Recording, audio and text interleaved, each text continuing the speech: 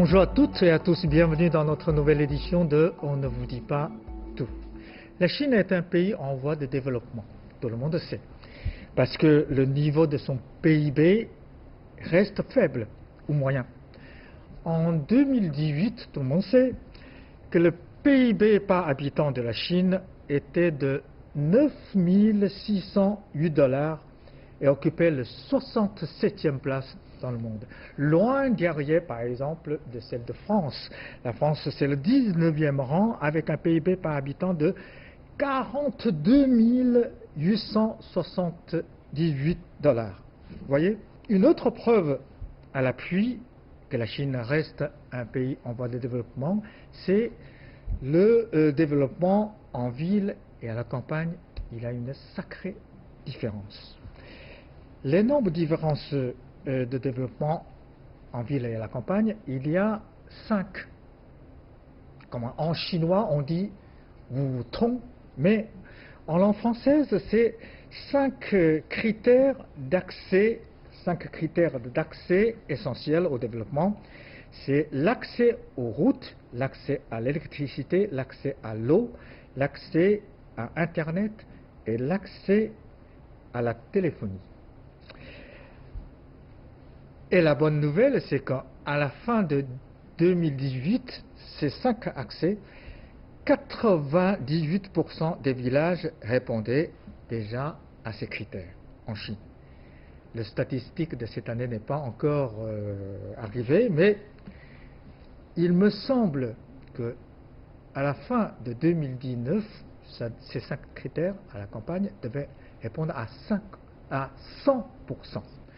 Donc c'est un phénomène important.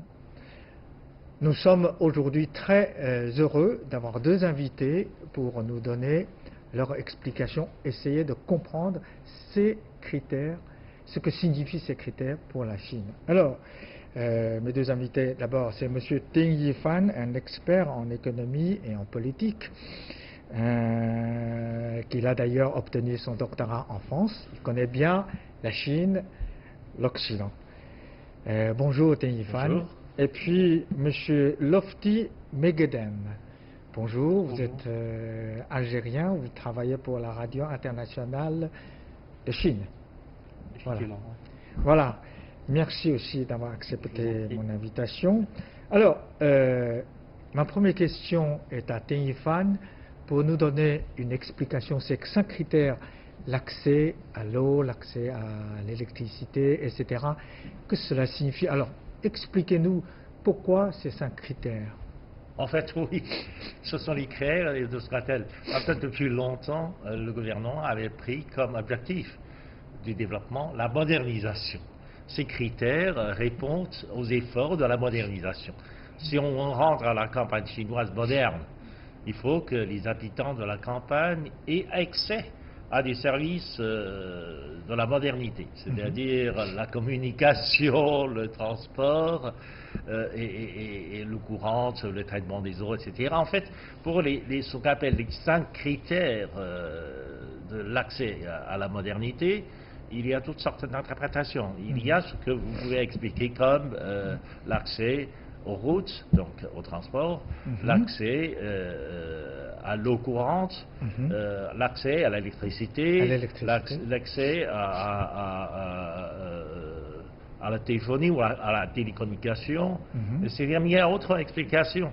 Il y a ça, mais il y a aussi la télécommunication, veut dire à la fois la téléphonie, mais aussi l'Internet. Les 2 ensemble. Il y a une autre explication, cela veut dire qu'à part ça, il y a aussi le système d'évacuation des eaux usées, des déchets, etc. Ça aussi, ça fait partie de la modernité. Donc, cela dépend. En tout cas, les critères de ces accès aux services modernes veut dire tout simplement si on a suffisamment bien fait pour que la campagne chinoise réponde aussi à ces services de la modernité, en fait. Alors, Lofty, vous êtes un voyageur dans le monde entier, vous connaissez le monde. Alors, d'un point de vue international, est-ce que ces 5 critères d'accès sont banals où c'est rare. Alors, d'après vous, dans les pays développés, par exemple, c'est déjà quelque chose de tout à fait banal, ou dans des pays en voie de développement, c'est plutôt rare. Vous savez, quand on parle de critères, comme il a expliqué M. Dean, c'est une standardisation. Oui. C'est les 5 critères que le gouvernement chinois a mis pour visualiser son développement, c'est-à-dire pour permettre au cadre du gouvernement chinois, au gouvernement central, mais aussi au gouvernement au niveau local, de voir l'évolution des campagnes ou des villes chinoises, sachant que 70 ans après la création de la République populaire de Chine, il y a plus de 672 métropoles en Chine. C'est-à-dire, on voit le nombre croissant des villes, c'est-à-dire il y a un développement en matière de villes. Mais vraiment, c'est-à-dire, moi je pense, les 5 critères sont posés par le gouvernement chinois, ça répond à sa politique de développement intérieur. On ne peut pas comparer le développement de la Norvège, le développement de la France, ou le développement de la Hollande, ou le développement de la Belgique avec celui de la Chine. La Chine, et d'ailleurs le président chinois l'a dit, la dernière réunion du Parti communiste chinois, il a dit la Chine c'est le plus grand pays au monde en voie de développement. Donc la messe est dite, comme on dit. C'est ça les grandes orientations. La Chine est un pays, c'est vrai, avec ses politiques d'ouverture il y a 40 ans, la Chine a enregistré un boom de développement économique inégalé dans l'histoire de l'humanité. Et ça, personne ne peut le contester. Mais il reste beaucoup de choses à faire, c'est un équilibre. Il y a aussi, quand on prend la carte de la Chine, on voit que la bande côtière est plus développée que l'intérieur. Voilà, que l'intérieur. Si on aille vers le centre de la Chine, l'ouest, on voit l'écart de développement. Mais je pense, comme il l'a expliqué, je reviens à lui, parce que les critères, je pense que c'est des critères de base qui répondent à... je pense que c'est juste pour répondre à un souci de gestion au niveau local.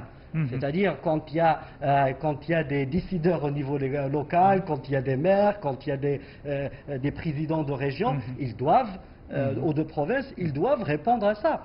D'abord, qu'on appelle les moyens de communication, ou que ce soit les moyens de communication traditionnels ou modernes, c'est les voies d'Internet, c'est, comme il a expliqué, l'électrification, et c'est tout ça. On reviendra sur ce point, parce que pour les 3 premiers accès à la routière, à l'électricité, à l'accès de l'eau, ça, c'est normal pour la vie courante des gens. Ce n'est pas tellement évident. Ah bon? La Chine est le premier pays au monde à réaliser, à connecter tous les villages, aussi petits soient-ils, aussi loin soient-ils, à un réseau routier national. C'est le seul pays au monde. Ah bon? C'est le seul pays au monde où tous les villages, au fin fond du monde, cachés dans les montagnes, croyais que c'est... Non. Dans les pays développés, c'est déjà... ils sont loin de là. Ils sont loin d'arriver à cela. Dans certains pays développés, les gens sont en train de fuir les villages. Regardez le cas de la France. Il y a beaucoup de villages qui mettent la clé sous la paillasson parce qu'il n'y a plus de réseau de santé, il n'y a plus de prise en charge au niveau de ces petits villages. La problématique, elle est là. Le routier et l'électricité, l'eau courante? Ça aussi. Regarde, la Chine tout de même est un pays de plus de 1,3 milliard d'habitants. Et tout le pays, tout le territoire est équarri. L'assurance de l'électricité, il n'y a pas de panne d'électricité, etc. Ça, ce n'est pas facile. Même dans un pays très développé comme les États-Unis. Cette année, la Californie est tombée dans le noir parce que mais dans la région de New York, etc., parce que leur réseau électrique est tombé en panne très souvent parce qu'il est trop vieilli. Donc ils ont besoin d'investir davantage pour moderniser, c'est toujours bon, pour moderniser leur réseau électrique. Et là, la Chine a fait un effort. Regardez de loin, par satellite, on voit le territoire chinois illuminé partout, etc. C'est l'électricité de la Chine. Mais en plus, nous avons des technologies de transmission de l'électricité, de courant, par des hypertensions. Donc, ce qui fait que nous avons la capacité de transmission à grande distance. L'électricité est produite pour l'essentiel en Chine par la partie ouest, alors que les régions qui utilisent, les régions les plus industrielles qui utilisent beaucoup d'électricité sont sur la côte est de Chine. Donc il y a une grande distance et la Chine a développé une technologie très spéciale pour cela et qui sera très utile dans l'avenir pour beaucoup de pays en développement parce qu'ils ont besoin de ce genre de technologie pour la transmission de courant ou d'électricité à très grande distance. Et ça, la Chine est le seul pays qui possède cette technologie. Mais quand même, la campagne chinoise, la vie quotidienne est encore laisse beaucoup à désirer. Vous, étant un étranger, vous connaissez la campagne chinoise. Alors, pour vous, la vie quotidienne des paysans, quels sont les domaines où il faut se développer encore? Oui, j'ai eu la chance de visiter beaucoup de campagnes en Chine. J'ai eu la chance de visiter peut-être toutes les provinces de Chine. Toutes les provinces? Oui. Oh là là, félicitations, même moi je n'ai pas... J'ai eu la chance, il me manque juste l'île de Sanya, mais ça je vais le faire en vacances, pendant les vacances, c'est pas un problème. Mais là, quand on voit vraiment au niveau local, on voit cette volonté de changer les choses. Et il y a la dernière visite que j'ai effectuée dans des villages éloignés du Xinjiang, où avec des habitants, avec des agriculteurs qui étaient développés, c'est-à-dire qui étaient aidés par une équipe de Alibaba, comment mettre leurs produits direct vers le consommateur. C'est-à-dire, c'était des paysans conformes à comment gérer sa plateforme, son magasin sur Internet, comment utiliser Internet. C'est vrai que la campagne, il y a, pour celui qui est sur Pékin ou sur Shanghai ou Tianjin, quand il voit la campagne, il voit la différence. C'est-à-dire en architecture, dans les rues, c'est-à-dire même la vie. C'est-à-dire on voit qu'il y a de tendances. Mais en se baladant dans les petits villages, on voit qu'il y a des routes, il y a de l'eau, les routes sont propres, il y a des espaces verts, il y a de l'électricité. On peut utiliser son téléphone pour avoir la 4G. Dans un hôtel, il y a la connexion. Internet. On peut appeler un taxi, on peut prendre un bus, les moyens de transport, même si ce n'est pas la même chose comme une grande ville. Mais tout ce qui est basique pour un citoyen lambda, y est. Maintenant, après, la richesse, je pense, c'est avec le temps, il ne faut pas oublier. Moi, je dis 70 ans dans l'État, 70 ans dans l'histoire d'une nation, vous savez, ça représente juste deux générations. Deux générations, c'est-à-dire le gars qui est né en 49, il vit encore. Il a pu voir de ses propres yeux le développement de son pays. Donc, dans l'histoire d'un pays ou dans une civilisation, 70 ans, c'est comme deux gouttes dans un océan. Et là, je pense qu'avec les politiques, moi je reviens, parce qu'on parle souvent, quand on parle du développement, c'est la standardisation des standards. C'est-à-dire, on ne peut pas utiliser les standards qu'on utilise en Allemagne à ceux qu'on utilise en Chine. D'ailleurs, j'ai vu que pendant comment on l'appelle, l'agenda du développement 2030 de l'ONU, il y a en 97 jusqu'en 2001, il y a eu une passation de la création de ce qu'on appelle le standard du niveau humain, le HIE. C'est-à-dire, c'est des standards, on essaye de rentrer beaucoup de paramètres et de facteurs, mais est-ce que le standard qu'on utilise aujourd'hui pour les États-Unis est le même qu'on doit utiliser pour la Chine? Oui. Pour ces trois premiers critères d'accès, on comprend. Mais pour les Internet, téléphonie, etc., ce n'est pas un peu trop luxueux pour un paysan chinois? S'il veut se développer, est-ce qu'il a vraiment besoin de savoir, par exemple, pourquoi Turquie a fait cette guerre contre les Kurdes? Est-ce que... Non, c'est pas ça. Parce que ça, c'est l'accès à l'information. Oui. Est-ce qu'un paysan a vraiment besoin d'Internet pour connaître tout ça? Non. Mon ami a très bien expliqué à quoi pourrait servir l'Internet pour un paysan caché au fin fond du monde. Oui. Parce que expliquez-nous. Justement, parce que nous avons ce réseau de télécommunications 4G qui couvre plus de Bientôt 5G. 90% du territoire chinois est couvert par le service 80, Voilà. de 4G. Et bientôt par le service de 5G. Et c'est quelque chose d'inouï parce que ça permet à tout le monde, des paysans, etc., d'avoir accès à l'Internet et de vendre leurs produits d'abord au marché national, puis au marché international.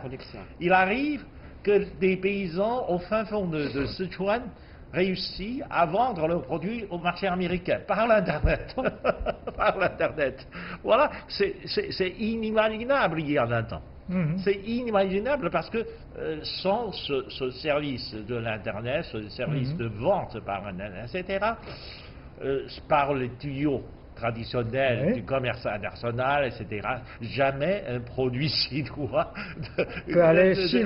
pourrait atteindre le marché international. Ce qu'on appelle un produit du tiroir, c'est-à-dire de terroir. C'est un produit qui est localisé, c'est-à-dire on parle peut-être d'un piment, d'un poivron de Sichuan qu'un Chinois peut utiliser à Washington ou à New York. Chose qui n'est pas qu'on ne pouvait pas faire avant. Mais juste pour rebondir, vous savez, quand on parle de technologie, il y a beaucoup, on omet un autre paramètre. Quand les sociétés, la société mondiale ou tous les pays du monde ont passé de la 2G à la 3G, vous savez, à chaque fois qu'on fait un passage technologique, le PIB il augmente de 1,5% sur le plan technologique. Maintenant, on passe de la 4G à la 5G. Mais les gens oublient que derrière, on est aux portes de la quatrième révolution économique. C'est la révolution industrielle, oui. C'est ce qu'on appelle la révolution de l'intelligence artificielle. Et de là, bien sûr que l'agriculteur ou celui qui vit à la campagne, au fin fond de Sichuan ou du Ningxia, il a besoin. Vous savez, maintenant, avec la 5G, il pourra utiliser son potage avec son téléphone pour irriguer, si on veut protéger de l'eau, parce qu'on parle maintenant de développement durable. C'est-à-dire, moi, en tant qu'agriculteur, j'ai mon application sur mon téléphone et ça existe déjà. Je mets un capteur au niveau de mes sols avec mes cacahuètes ou mes pistaches et je gère la gestion d'eau avec mon téléphone portable. Et c'est la même application, c'est le même réseau d'Internet qui va me permettre de mettre mon produit qui est produit à des critères labellisés. C'est ça, je pense qu'on va aller vers ça, labellisé bio dans des terres, ce qu'on appelle les produits labellisés. Et c'est tout ça, on prend ce produit, je le mets sur une plateforme, sur le marché chinois, ou sur le marché international. La culture, la Chine, c'est la deuxième économie du monde. Le monde s'intéresse à la Chine. Les Chinois, c'est les plus grands touristes au monde. C'est 130 millions de Chinois qui voyagent à travers le monde. Et tout ça, il fait en sorte, quand on voyage, on va demander. Moi, j'ai discuté avec des responsables du tourisme, par exemple en Égypte ou au Maroc. Maintenant, ils me parlent de recruter des chefs chinois. Et donc, si je dois préparer la cuisine du Sichuan au Maroc, à Casablanca, au Caire ou à Paris, il me faut le petit pepperoni ou le petit... Et c'est tout ça. Et c'est cette dynamique-là qui va permettre aux compagnies chinoises, je pense, à travers Internet, d'évoluer. Mais à travers Internet, il y a quand même la barrière linguistique, barrière culturelle. Oui, non. Avec l'intelligence artificielle, ça va se résoudre automatiquement, sans problème. Je pense, pour moi qui ne parle pas chinois, l'Internet, moi je dis, je ne sais pas si j'utilise WeChat, quand je ne comprends pas, j'écris en français et il me traduit en chinois. Donc dans une plateforme, on n'a pas besoin, on a besoin juste d'informations de base. Et l'interface, pour moi, pour l'agriculteur chinois, l'interface, elle est en chinois. Celui qui achète son interface est en français, en anglais. Et c'est le cas pour une application que j'utilise, que j'adore, elle s'appelle Didi pour les taxis, où le chauffeur chinois, où le chauffeur chinois, il utilise le chinois et moi, je lui texte en anglais, on s'arrive à se comprendre. J'ai des messages préenregistrés, et c'est ça la technologie. Alors, tout à l'heure, j'ai déjà parlé de la pauvreté à la campagne chinoise. Parce que, vous savez, en Chine, il y a encore à peu près, 70 millions, je crois, de gens vivent à la campagne sous le seuil de pauvreté de l'ONU. Non. Aujourd'hui, non, c'est du passé, c'est des chiffres très anciens. Aujourd'hui, on sait qu'il nous reste encore la dernière 11 à 13 millions de personnes qui vivent encore sous le seuil de la pauvreté. C'est le chiffre de cette année. Alors, c'est ça que critère d'accès. Est-ce que ça peut les aider à sortir du seuil de pauvreté? Parce que, vous savez... Oui, bien sûr.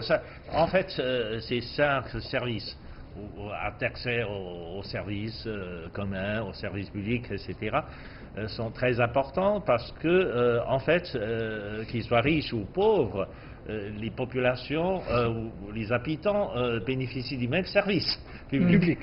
Donc, plus on améliore les niveaux d'infrastructure, plus on crée une espèce d'équilibre social. Parce que les pauvres, comme les riches, peuvent toujours bénéficier du même service public. Ça, c'est l'avantage du développement du service public. À part ça, il y a des mesures concrètes précises, on appelle ça des mesures précises, d'assister la population pauvre afin de les sortir de la pauvreté. En fait, l'objectif du gouvernement chinois est de sortir ces 11 à 13 millions de personnes de la pauvreté avant la fin de l'année prochaine, avant la fin de 2020. C'est l'objectif. Et à peu près au rythme où vont les choses maintenant dans la campagne, etc., je pense on a largement les moyens de les faire sortir de la pauvreté, et parce que la structure sociale en Chine est telle que tous les villages ont des connexions avec l'État, avec le gouvernement, avec ça. Donc on peut faire descendre l'assistance publique par ces canaux jusqu'au niveau village. Donc on peut résoudre tous les problèmes. Et les critères de la réduction de pauvreté, en fait, en Chine, sont supérieurs à ceux des Nations Unies. Et d'ailleurs, pour dire, la Chine, c'est le premier pays au monde à répondre à ce qu'on appelle aux critères de développement 2030 et la lutte contre la pauvreté. La Chine a rempli son agenda de 2030. C'est le premier au monde qui a répondu à ce critère-là. Et comme il a dit, je pense que il y a maintenant, si on prend la politique contre la pauvreté en Chine, elle est passée par 3 grandes étapes. C'était après l'industrialisation de la Chine, il y a eu une intervention de donner du travail aux gens. La deuxième, c'était la lutte contre la pauvreté. Et aujourd'hui, c'est l'effacement de la pauvreté. C'est-à-dire ce qu'on appelle l'effacement, c'est la 3e étape. Et je pense que l'agenda c'est-à-dire le planning par le gouvernement chinois, il doit arriver à terme en 2020. Voilà, c'est la dernière année. Mais quand même, il y a un chiffre, il y a une statistique qui montre qu'en Chine, il y a 50% des gens qui vivent à la campagne, tandis que dans un pays développé comme la France, par exemple, il n'y a que 20%. Oui. Alors, comment expliquez-vous? L'année dernière, oui, la Chine était un pays en développement, donc l'urbanisation. Mais si on regardait le mouvement de l'urbanisation en Chine, ça se développe très rapidement. Déjà, il ne faut pas oublier que depuis le début de la réforme et d'ouverture, oui, c'est ça, il y a beaucoup plus de campagnes, il y a beaucoup moins de villes. À l'époque, le taux d'urbanisation était à peine 28 ou quelque chose comme ça. Il y a moins de 30%. Aujourd'hui, le taux d'urbanisation en Chine atteint 54%. C'est le chiffre de l'année dernière, 54%. Mais c'est aussi un avantage pour un pays en développement. Cela veut dire que pour rattraper le niveau d'urbanisation, comme pour arriver au niveau de l'urbanisation en Europe, aux États-Unis, au Japon, il nous reste encore 20% de rattrapage. 20% de rattrapage, c'est beaucoup de choses. C'est beaucoup d'investissements. C'est beaucoup de choses. Il ne faut pas oublier qu'au début du siècle, George Stiglitz, donc un économiste américain très connu, lauréat de prix Nobel en économie, a dit que finalement, dans la première moitié du XXIe siècle, l'économie mondiale sera marqué par deux événements importants. Mhm. L'un, c'est le développement de la technologie liée à l'intelligence artificielle. Mhm. Et le deuxième événement, c'est l'urbanisation de la Chine. L'urbanisation de la Chine, c'est pas l'urbanisation du monde, c'est l'urbanisation de la Chine. Donc l'urbanisation de la Chine aurait des impacts mondiaux, globaux, sur tout le monde, sur l'économie mondiale. Parce que la taille de la Chine est telle, la population est telle, etc. Donc le taux de l'urbanisation en Chine est quelque chose d'importance mondiale. C'est-à-dire, le jour où encore 30%, 38% en fait, non, de Chine... 20%. On est à 54%. Oui. Pour arriver au niveau européen de 74, oui, je dis 64%. Qu'ils déplacent, qui vivent en ville, le monde sera changé à cause de ça. Oui. Bon, moi je voudrais vous donner une image, d'après vos imaginations bien sûr. Un nouveau paysan chinois qui a le même accès à l'eau, à l'électricité, au routier, il conduit une voiture comme les gens de ville, il boit de l'eau propre comme il peut avoir l'électricité comme les gens en ville, et surtout, dans une main avec un téléphone portable et dans l'autre accès à Internet. Alors, imaginons un peu ce nouveau paysan. Que seront sa vie quotidienne? Est-ce qu'il y a encore une sacrée différence entre quelqu'un qui vit à la campagne et en ville, sauf son métier, bien sûr? Non, il y a encore quelques différences, parce que les villes, c'est un centre commercial, culturel, il y a beaucoup de choses. Donc à la campagne, en dépit de la communication, des moyens de communication, on est encore loin de ce genre d'activité, d'échanges culturels, etc. Donc la campagne est quand même le synonyme de non, en arrière. Cela dépend, parce qu'il y a une orientation dans les deux sens. Il y a deux bulles différentes, je pense. Ça. Mais en plus, il y a un processus de migration. Les gens sortent de la campagne pour s'installer en ville, et pour cela, nous avons créé le mécanisme de coopérative pour faciliter l'accès des paysans en ville. Donc, si un membre de la coopérative à Sichuan veulent rentrer et faire son propre business, créer une petite affaire personnelle en ville, à Chongqing, etc. Il peut maintenant. Il peut faire ses affaires en ville, il peut essayer de s'aventurer en ville, mais s'il échoue, il peut retourner dans sa coopérative, il a la priorité d'avoir un emploi, etc. Et à la fin de l'année, il reçoit toujours une dividende. Parce que c'est un membre de la coopérative, c'est comme un investisseur. C'est comme un actionnaire. Donc il a la priorité. Nous avons créé des mécanismes à la campagne pour favoriser une transition plus ou moins facile de l'urbanisation, donc de ces paysans en ville, etc. Donc il y a ce mouvement de la migration de la population rurale en ville, mais dans le sens contraire, il y a aussi des citadins qui ont marre aussi de cette ville citadine, de la ville urbaine, etc., qui donc après la retraite, qui veulent aller à la campagne, qui achètent une petite propriété, etc. Le sens inverse est apparu aussi en Chine. Donc, vivre à la campagne ne signifie plus en retard, mais c'est un autre moyen de vie, c'est un autre mode de vie. Je pense que c'est une autre vitesse. Oui. Ok, bon. Merci beaucoup, merci à tous les deux. C'est très encourageant. Je crois que ces 5 critères d'accès, je crois, ça va changer le visage de la Chine. Merci à tous les deux. Merci aussi à nos chers téléspectateurs. Merci pour votre fidélité et à la prochaine.